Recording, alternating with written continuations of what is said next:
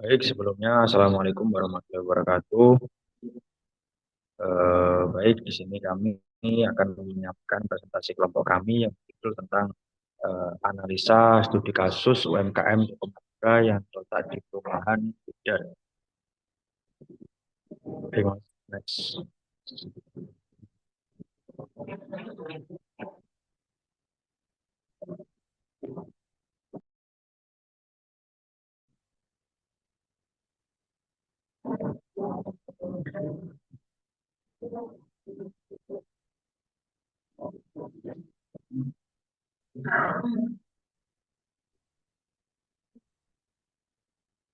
Hapus dulu dah, hapus dulu dah.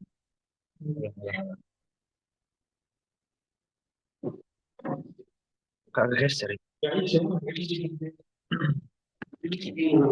emang kan langsung. Coba kan.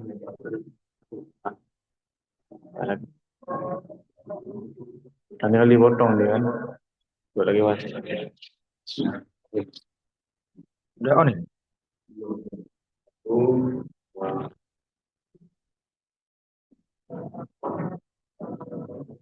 Baik, sebelumnya Assalamualaikum warahmatullahi wabarakatuh.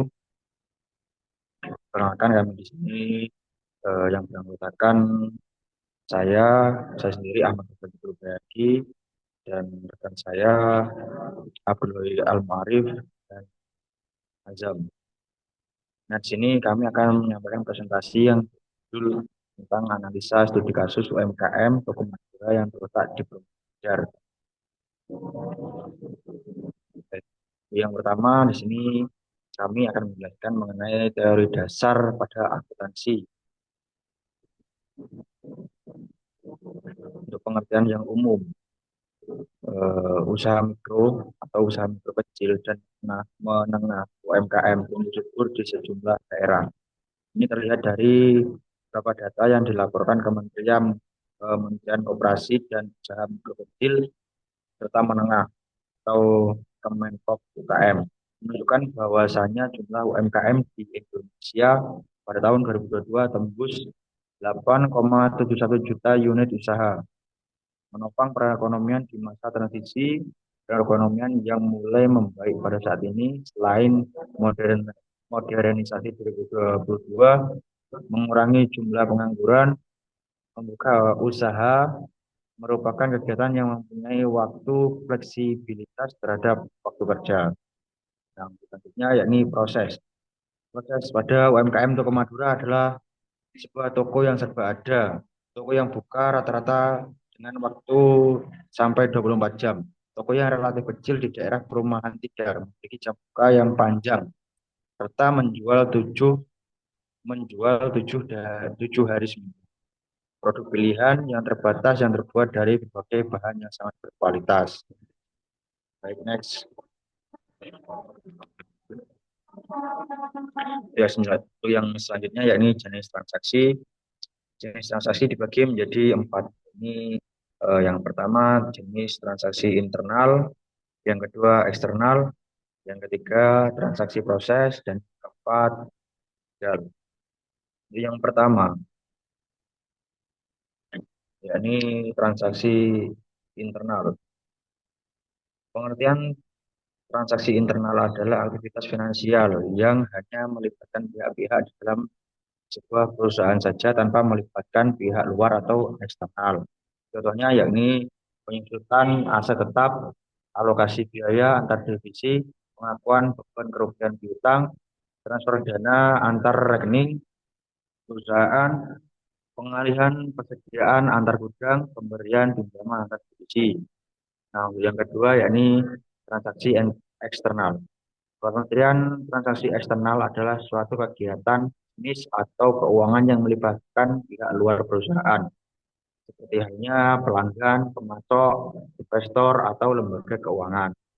Contohnya yakni pembelian barang dari pemasok, penjualan barang dari pelanggan, pembayaran hutang kepada kreditor, penerimaan piutang dari pelanggan, serta yang terakhir penerbitan saham pada investor. Yang selanjutnya yakni transaksi proses atau sistem pemrosesan dalam sebuah transaksi. Proses transaksi mengacu pada sistem yang digunakan untuk mencatat, mengelola, dan memproses data menjadi bisnis secara rutin, baik internal maupun pada eksternal. Yang selanjutnya yaitu untuk fungsinya. Fungsi dari transaksi sistem proses pemrosesan adalah mengumpulkan, memodifikasi, dan mengambil data transaksi untuk menghasilkan informasi keuangan yang akurat dan real time. Yang keempat atau yang terakhir yakni modal. Untuk pengertian dari transaksi modal adalah transaksi yang berhubungan langsung dengan pemilik perusahaan atau toko UMKM, baik berupa penyerahan modal maupun pengambilan modal oleh pemilik. Contohnya adalah penyetoran uang atau barang sebagai modal oleh pemilik, pengambilan uang atau barang oleh UMKM atau perusahaan. Nah, untuk yang selanjutnya akan disampaikan oleh rekan saya, Mas.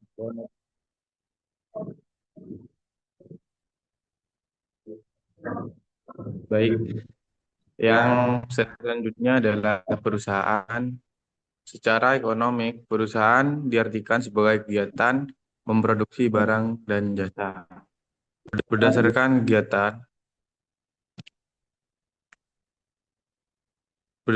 kegiatan produksi dan produk yang dihasilkan ada tiga jenis perusahaan. Perusahaan pertama adalah perusahaan manufaktur, memproduksi barang fisik seperti makanan, pakaian, dan kendaraan. Perusahaan kedua adalah perusahaan jasa yang menyediakan layanan seperti pendidikan, kesehatan, dan perbankan. Perusahaan yang ketiga adalah perusahaan perdagangan yang terlibat dalam jual beli barang tanpa melakukan proses produksi, seperti toko retail dan grosir. Next, Mas.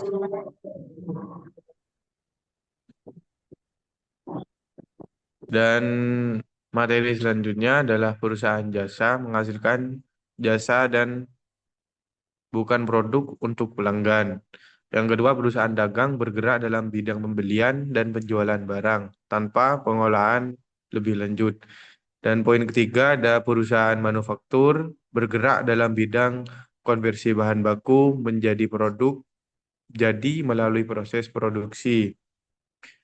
Perusahaan yang pertama, contohnya perusahaan jasa termasuk penyedia layanan kesehatan, pendidikan, perhotelan, dan konsultasi. Dalam hal ini, nilai yang diberikan kepada pelanggan lebih bersifat intangible. Dan poin yang kedua, perusahaan dagang bergerak dalam bidang pembelian dan penjualan barang tanpa pengolahan lebih lanjut.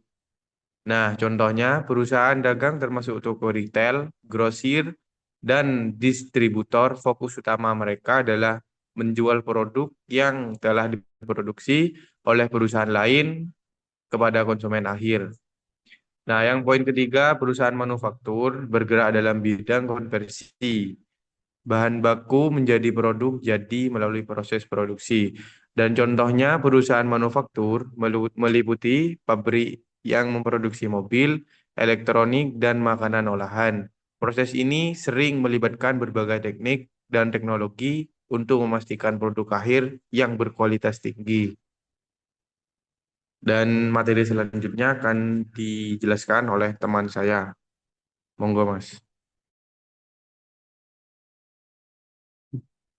Baik, saya akan melanjutkan. Yang selanjutnya yaitu pengguna laporan keuangan.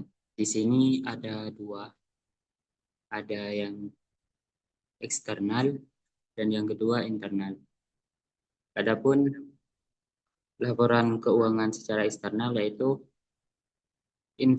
investor atau pemilik kreditor, customer atau pelanggan, pemasuk, pemerintah, lembaga pendidikan, masyarakat umum.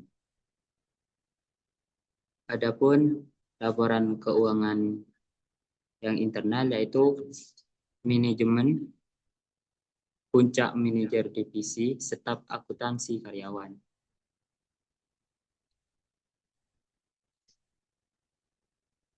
Adapun Tujuan pelaporan keuangan.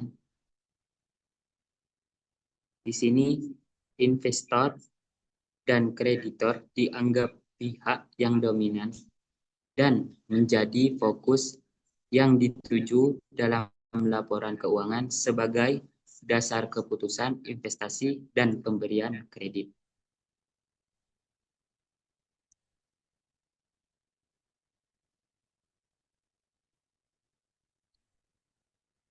Mungkin sekian presentasi dari kelompok kami. Kurang lebihnya mohon maaf. Wassalamualaikum warahmatullahi wabarakatuh. Waalaikumsalam Waalaikumsalam warahmatullahi wabarakatuh. warahmatullahi wabarakatuh.